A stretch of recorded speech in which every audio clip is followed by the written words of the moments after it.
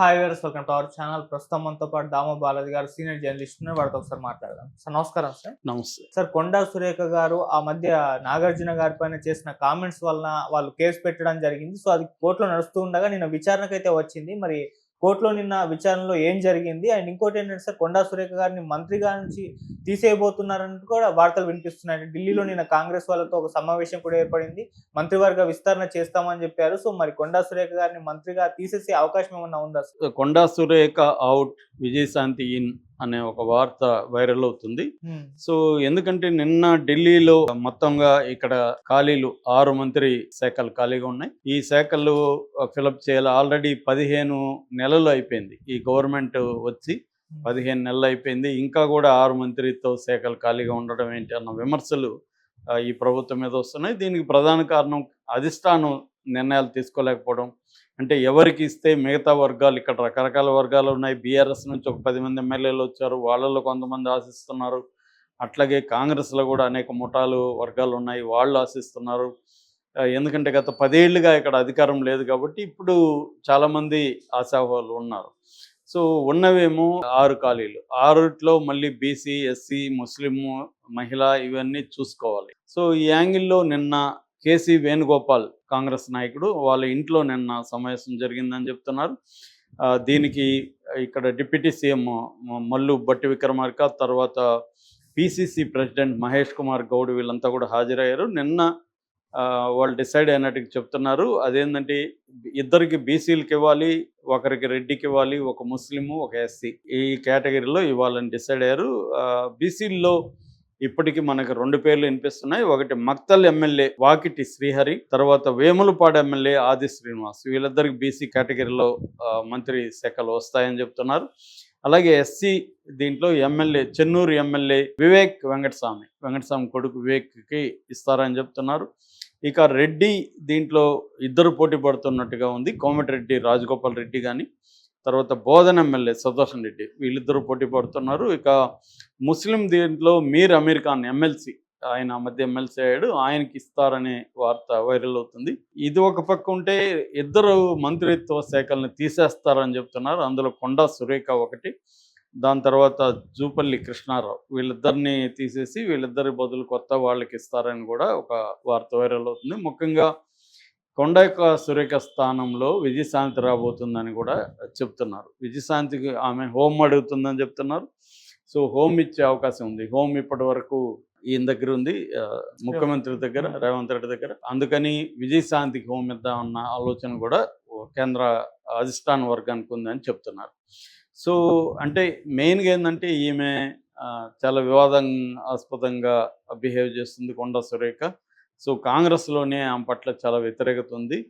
So కాబట్టి ఆమెకి ఇవ్వడం వల్ల కాంగ్రెస్ పార్టీకి డ్యామేజ్ తప్ప ఏం లాభం లేదు. సీతక్క ఒక పక్క బాగా పనిచేసుకెళ్తుంది, ఈమె మాత్రం వివాదాస్పదంగా కామెంట్లు చేసి, ముఖ్యంగా అనవసరం, అసలు నాగార్జున ఇష్యూతో ఆమెకు సంబంధమే లేదు, దాంట్లోకి ఎంటర్ అయిపోయి ఆమె దాన్ని చేయడం ద్వారా ప్రజల్లో కానీ సినిమా ఇండస్ట్రీలో కానీ ఇవన్నీ తీవ్ర వ్యతిరేకత వచ్చింది. సో దీన్ని బ్యాలెన్స్ చేయాలంటే ఆమెను పక్కన పెట్టి విజయశాంతికి ఇస్తే, విజయశాంతి ఆల్రెడీ సినిమా ఇండస్ట్రీతో చాలా ఫ్రెండ్లీ రిలేషన్లో ఉంది, కొంత ఆమెకి ఇమేజ్ కూడా ఉంటుంది, మనకి పనికొస్తుంది, క్లీన్ ఇమేజ్ ఉంది ఆమెకి, ఎక్కడ ఆమెకి బ్యాడ్ ఇమేజ్ లేదు. పార్టీలు మార్చి ఉండొచ్చు కానీ ఆమెకి అదర్వైజ్ ఏమీ బ్యాడ్ ఇమేజ్ లేదు. కాబట్టి ఆమెకి ఇస్తే బాగుంటుందని కాంగ్రెస్ పార్టీ అధిష్టానం ఆలోచిస్తున్నట్టుగా చెప్తున్నారు. This is one thing. అయితే సెకండ్ థింగ్, నిన్న నాగార్జున ఈ మీద పెట్టిన క్రిమినల్ డిఫామేషన్ కేసు, నేను చాలాసార్లు చెప్పాను, డిఫామేషన్లో 2 రకాలు ఉంటాయి: civil defamation, criminal defamation. Civil డిఫామేషన్లో ఏంటంటే నష్టపరిహారం, పరువుకి నష్టపరిహారం, నా పరువు తీశారు కాబట్టి నష్టపరిహారం 100 కోట్లు కట్టాలో లేకపోతే 10 కోట్లు కట్టాలి, ఏదో ఒకటి వేస్తారు. అది డబ్బుల్ని మాత్రమే కట్టించడం మీద మాత్రం ఉంటుంది. క్రిమినల్ డిఫామేషన్, క్రిమినల్ ఏంటంటే డబ్బులు మాకేం అవసరం లేదు, ఆమె చేసింది క్రైమ్ కాబట్టి ఆమె కానీ అతను కానీ నిర్ణయం తీసుకోమని అరెస్ట్ చేసి కేసు పెట్టమని అడగడం అన్నమాట. మనకి మామూలుగా మన చిరంజీవి విషయంలో జీవిత రాజశేఖర్కి 6 నెలలు అప్పుడు జైలు శిక్ష పడింది. దాని తర్వాత చాలాసార్లు డిఫామేషన్ కేసులో శిక్షలు పడుతుంటాయి. అవి అమలైనా లేదని పక్కన పెడితే కింది కోర్టులు అయితే వేస్తాయి, వీళ్ళు మళ్ళీ పై కోర్టులకు వెళ్తూ ఉంటారు, అవి జరగవు మామూలుగా. ఏదేమైనా నాగార్జున మీద ఈమె గత అక్టోబర్ 2 గాంధీ జయంతి రోజు ఒక ప్రెస్ మీట్లో మాట్లాడుతూ నాగార్జున ఫ్యామిలీ మీద అతి దారుణంగా ఇప్పటివరకు ఎవరు కూడా కామెంట్లు చేయని విధంగా నాగార్జున అక్కడున్న కన్వెన్షన్ కూలగొట్టకుండా ఉండాలంటే సమంతను తన దగ్గరకు పంపించమని ఇతను అడిగాడని కేటీఆర్, వీళ్ళు సమంతను వెళ్ళమని వీళ్ళు అన్నారని భర్త అండ్ నాగార్జున అంటే నాగ చైతన్య నాగార్జున వెళ్ళాలన్నారని, ఆమె అందుకోసమే విడాకులు ఇచ్చిందని ఒక కథనం అనుకుంటున్నారన్నట్టుగా ఏమి చెప్పేసింది.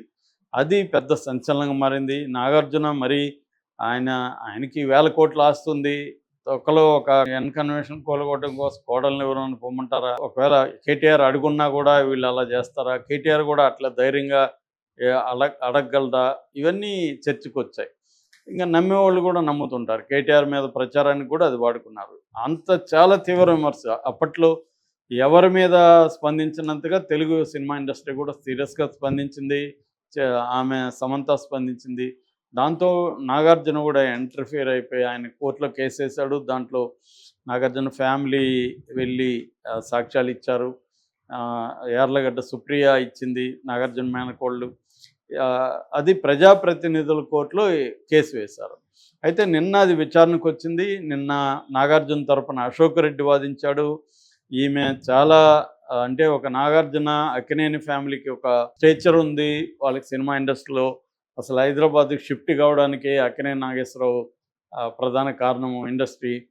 సో వాళ్ళకి ఒక స్టేచరు, ఒక పరువు, ఒక వ్యవహారం ఉంది. దాన్ని ఇంత నీచంగా మాట్లాడి ఆమె వాళ్ళ మానసిక క్షోభకు గురి చేశారు. వాళ్ళ ఫ్యామిలీ ఏడ్చుకుంటూ ఉండాలని పరిస్థితి ఉంది అని అశోక్ రెడ్డి గట్టిగా వాదించాడు. ఈ మీద మంత్రి అయినప్పటికీ ఏమైనా మాట్లాడచ్చా అనేది కోర్టులో గట్టిగానే వాదించాడు. ఆమె తరపున గుర్మీత్ సింగ్ అనే అడ్వకేట్ వాదించాడు. అసలు ఇది ప్రజాప్రతినిధుల కోర్టుకి పరిధి లేదు, దీంట్లో వేయకూడదు అనేది జరిగింది. ఇదంతా కూడా ఎక్కడ జరిగిందంటే అడిషనల్ ఫస్ట్ అడిషనల్ జిల్లా కోర్టులో నిన్న వాదనలు జరిగాయి. సో జడ్జి గారు రమాకాంత్ గారు మొత్తం వాదనలు ఇరువైపుల వాదనలు విని తీర్పుని 8కి రిజర్వ్ చేశారు. దీని మీద ఇప్పుడు తీర్పు చెప్పాల్సి ఉంది.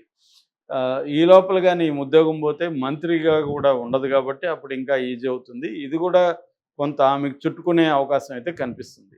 అంటే ప్రజల్లో వ్యతిరేకత పొలిటికల్గాను కాంగ్రెస్ పార్టీకి ఇబ్బంది. రేపొద్దున ఇదేమన్నా ప్రూవ్ అయితే ఇంకా కాంగ్రెస్ పార్టీకి ఇబ్బంది అవుతుంది. అప్పుడు మళ్ళీ మంత్రిగా ఉంటే మన తలనొప్పి కాబట్టి ఈ లోపల మనం మంత్రిగా తీసేస్తే కొంత తలనొప్పి తగ్గుతుందని కేంద్ర అధిష్టానం ఆలోచిస్తున్నట్టుగా అర్థమవుతుంది.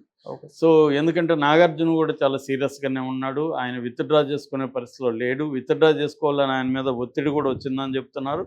కానీ ఆయన గట్టిగానే దీంట్లో విత్డ్రా చేసుకోకూడదు, మనం ఫైట్ చేయాలి, లేకపోతే ఆమె చెప్పింది నిజమని నమ్మే అవకాశం ఉంటుంది అనేది నాగార్జున వైపు నుంచి ఆలోచిస్తున్నట్టు తెలిసింది. ఒక పక్క నాగార్జున ఈ తర్వాత రేవంత్ రెడ్డికి వెళ్ళి సెలవు కప్పడం ఇవన్నీ కూడా జరిగాయి. ఆయన ఆల్రెడీ కూల్చేశారు. అది కోర్టులో ఉంది కాబట్టి దాన్ని ఇంకా గవర్నమెంట్ కూడా ఏం చేసే పరిస్థితిలో లేదు. సో మరి ఈమెను ఈ నోటి దురుస్తనంతో ఇలా మాట్లాడడాన్ని ఖచ్చితంగా అందరూ ఖండించారు.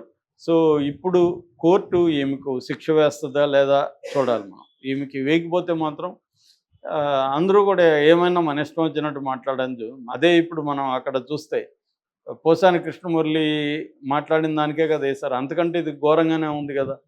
మరి ఈమెకెందుకు శిక్ష వేయరు, ఈమెకెందుకు పోలీసులు కేసు పెట్టరు అనేది ఇప్పుడు ఆశ్చర్యం. అంటే ఇదంతా మనకు అర్థమైతే ఏంటంటే అధికారంలో ఎవరు ఉంటే వాళ్ళు ప్రతిపక్షాలని వేధించడానికి తప్ప నిజానికి ఎవరికి మాట్లాడడం అనేది అందరూ అన్ని పార్టీల్లో మాట్లాడతారు. కొందరికి మాత్రమే ఇది ఎందుకు జరుగుతుందంటే వాళ్ళు ప్రతిపక్షంలో ఉండడం వల్ల. ఇప్పుడు అదే పోసాని అధికార పక్షంలో ఉంటే అతనికి ఏం జరిగేది. ఇదే ఈమె ప్రతిపక్షంలో ఉంటే ఈమెకు కూడా సీరియస్గా ఈమె మీద కేసు పెట్టేవాళ్ళు. Okay sir, thank you so much.